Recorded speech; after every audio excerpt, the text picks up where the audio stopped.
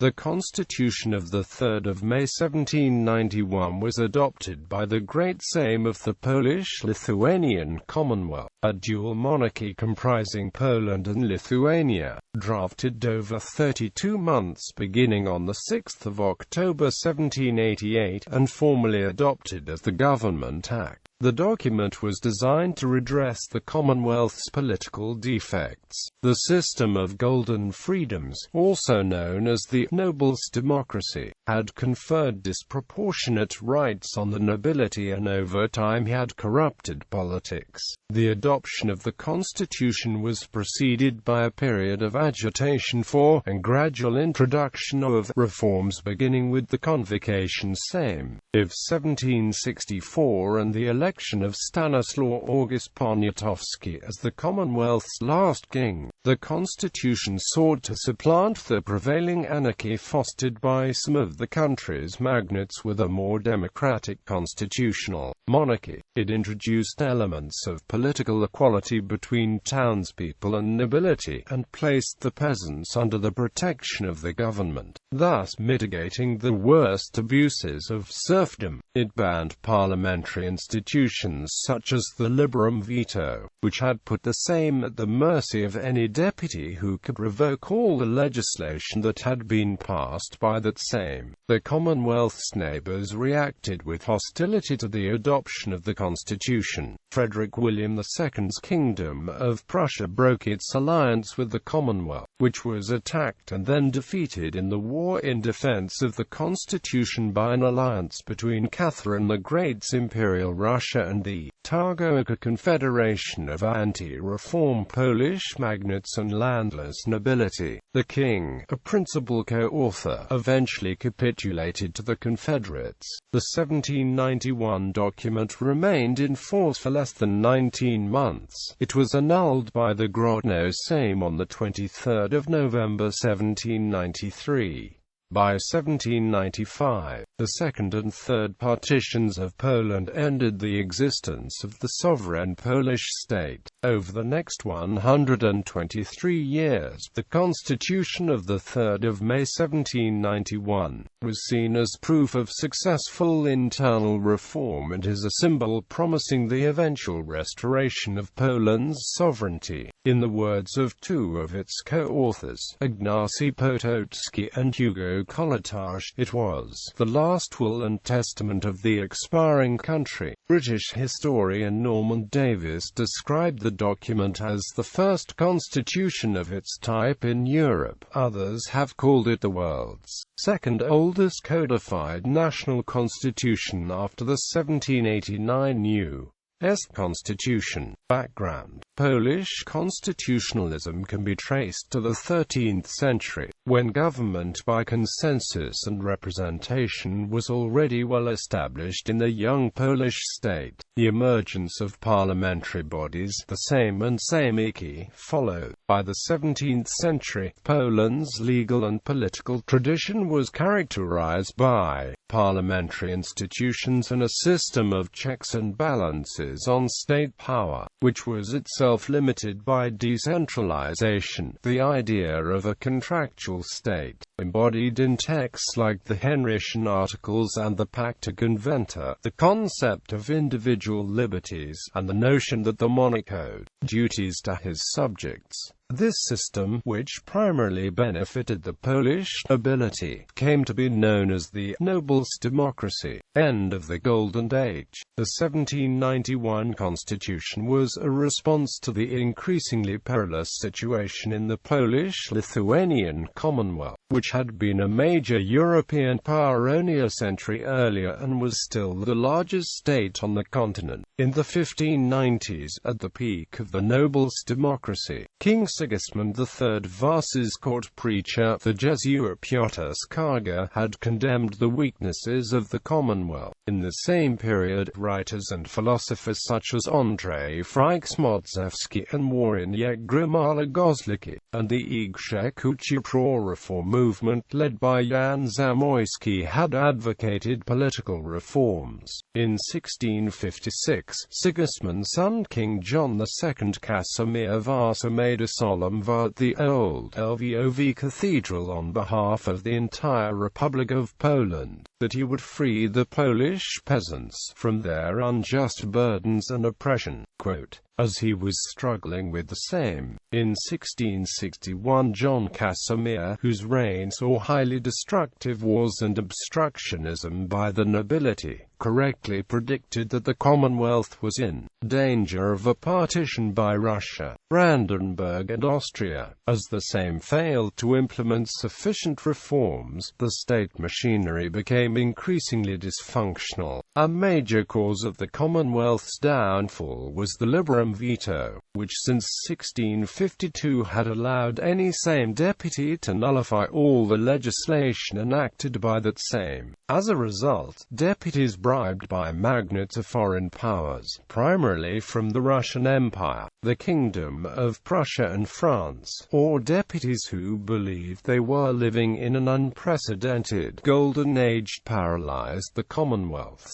government for over a century. The threat of the Liberum Veto could only be overridden by the establishment of a confederated Sejm, which was immune to the Liberum Veto, declaring that of Sejm either constituted a confederation or belonged to one was a contrivance prominently used by foreign interests in the 18th century to force a legislative outcome. By the early 18th century, the magnates of Poland and Lithuania controlled the state, ensuring that no reforms that might weaken the privileged status would be enacted. The ineffective monarchs who were elected to the Commonwealth throne in the early 18th century, Augustus II the Strong and Augustus III of Poland of the House of Wettin, did not improve matters. The Wettins, used to the absolute rule practiced in the native Saxony, tried to govern through intimidation and the use of force, which led to a series of conflicts between the supporters and opponents, including another pretender to the Polish throne, King Stanisław Leszczyński. Those conflicts often took the form of confederations, legal rebellions against the king permitted under the Golden Freedoms, including the Warsaw Confederation, Sandomierz Confederation, Tarnograd Confederation, Czechov Confederation and the War of the Polish Succession. Only 8 out of 18 Sejm sessions during the reign of Augustus II passed legislation. For 30 years during the reign of Augustus III, only one session was able to pass legislation. The government was near collapse, giving rise to the term Polish anarchy, and the country was managed by provincial assemblies and magnates. Other reform attempts in the Wettin era were led by individuals such as Stanisław Dunin-Karwicki, Stanisław A. Shizuka, Kazimierz Karłowski and Michał Józef Masalski. These mostly proved to be futile. Early reforms. The Enlightenment greatly influenced certain Commonwealth circles during the 1764–95 reign of its last king, Stanisław August Poniatowski. Poniatowski was an enlightened Polish magnate who had been a deputy to several Sejms between 1750 and 1764 and had a deeper understanding of Polish politics than previous monarchs. The Convocation Sejm of 1764, which elected Poniatowski to the throne, was controlled by the Czartoryski family's reformist Familia Party and was backed up by Russian military forces, which the Czartoryskis invited. In exchange for passing decrees favorable to them, the Russians and Prussians let the Confederated Convocation Sejm enact a number of reforms, including the weakening of Liberum Veto and ensuring it no longer applied to treasury and economic matters. A more comprehensive reform package was presented by Andrzej Zamoyski, but opposition from Prussia, Russia and the Polish nobility thwarted this ambitious program, which proposed to decide on all motions by majority voting. in part because his election was imposed by Empress Catherine the Great. Poniatowski's political position was weak from the beginning. He proceeded with cautious reforms such as the establishment of fiscal and military ministries and the introduction of a national customs tariff, which was soon abandoned because of opposition from Frederick the Great of Prussia. These measures had already been authorized by the Convocation Sejm. More legislative and executive improvements inspired by familia of the king were implemented during and after the 1764 Sejm. The Commonwealth's magnates viewed reform with suspicion, and neighboring powers, content with the deterioration of the Commonwealth, abhorred the thought of a resurgent and democratic power on the borders. With the Commonwealth army reduced to around 16,000, it was easy for its neighbors to intervene directly. The Imperial Russian army numbered 300,000 and the Prussian army and Imperial Austrian army had 200,000 each. Russia's Empress Catherine and Prussia's King Frederick II provoked a conflict between members of the Sejm and the king over civil rights for religious minorities,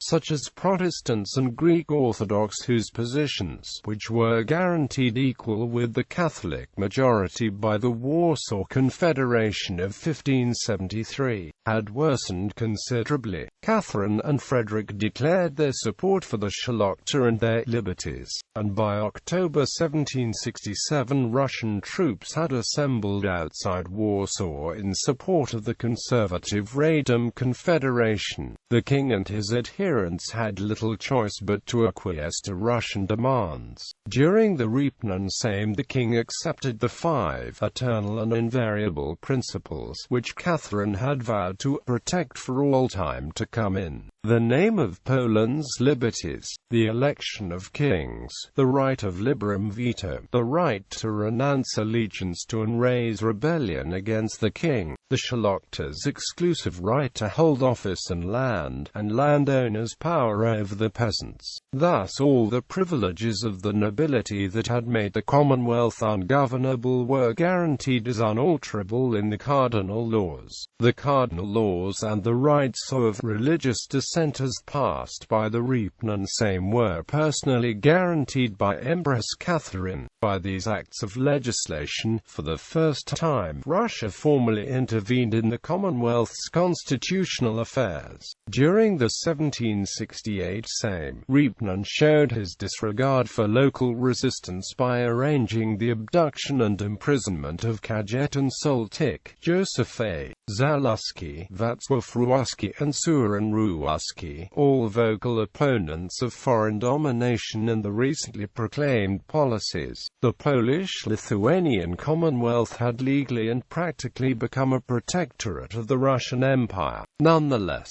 several minor beneficial reforms were adopted. Political rights of the religious minorities were restored, and the need for more reforms was becoming increasingly recognized. King Stanisław August's acquiescence to the Russian intervention encountered some opposition. On February 29, 1768, several magnates, including Joseph Pulaski and his young son Kazimierz Pulaski, vowing to oppose Russian influence, declared Stanisław August a lackey of Russia and Catherine, and formed a confederation at the town of Bar. The Bar Confederation focused on limiting the influence of foreigners in Commonwealth affairs, and being pro-Catholic was generally opposed to religious tolerance. It began a civil war to overthrow the king, but its irregular forces were overwhelmed by Russian intervention in 1772. The defeat of the Bar Confederation set the scene for the Partition Treaty of August 5, 1772, which was signed at St. Petersburg by Russia, Prussia and Austria. Austria. The treaty divested the Polish-Lithuanian Commonwealth of about a third of its territory in population, over 200,000 square kilometers and 4 million people. The three powers justified their annexation, citing anarchy in the Commonwealth and its refusal to cooperate with its neighbors' efforts to restore order. King Stanisław August yielded, and on April 19, 1773, he called the Sejm into session. Only 102 of about 200 deputies attended what became known as the Partition Sejm.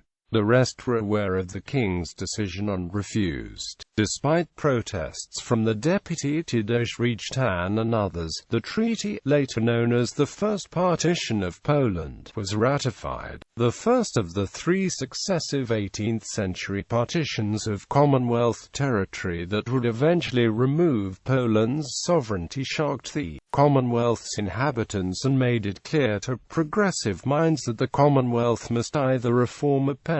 In the 30 years before the Constitution, there was a rising interest among progressive thinkers in constitutional reform. Before the first partition, a Polish noble, Michał Wielhorski, was sent to France by the Bar Confederation to ask the philosophers Gabriel Bonnot de Mably and Jean-Jacques Rousseau for their suggestions on a new constitution for a reformed Poland. Mably submitted his recommendations du gouvernement et des lois en Pologne in 1770–71, whereas Rousseau finished his considerations on the government of Poland in 1772 when the first partition was already underway. Works advocating the need for reform and presenting specific solutions were published in the Commonwealth by Polish-Lithuanian thinkers, on an effective way of councils or on the conduct of ordinary Sejms by Stanisław Konarski, founder of the Collegium Nobilium, political thoughts on civil liberties and patriotic letters by Józef Wybicki, author of the lyrics of the Polish national anthem, and the political law of the Polish nation by Hugo Kołłątaj,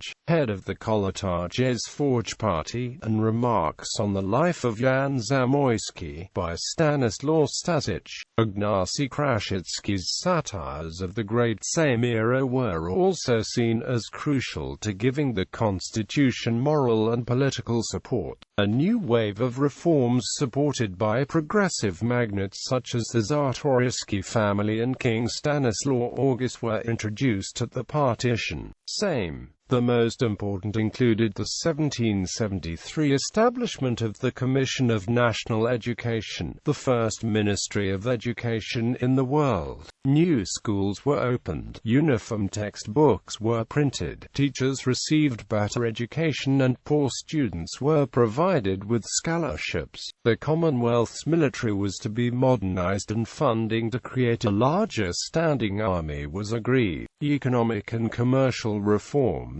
including some intended to cover the increased military budget previously shunned as unimportant by the Szlachta, were introduced. A new executive assembly, the 36-strong permanent council comprising 5 ministries with limited legislative powers, was established, giving the Commonwealth a governing body in constant session between Sejms and therefore immune to the Liberum Veto disruptions. In 1776, the Sejm commissioned former Chancellor Andrzej Zamoyski to draft a new legal code. By 1780, he and his collaborators had produced the Zamoyski Code. It would have strengthened royal power, made all officials answerable to the Sejm, placed the clergy and the finances under state supervision, and deprived landless Szlachta of many of their legal immunities. The code would also have improved the situation of non-nobles, townspeople and peasants.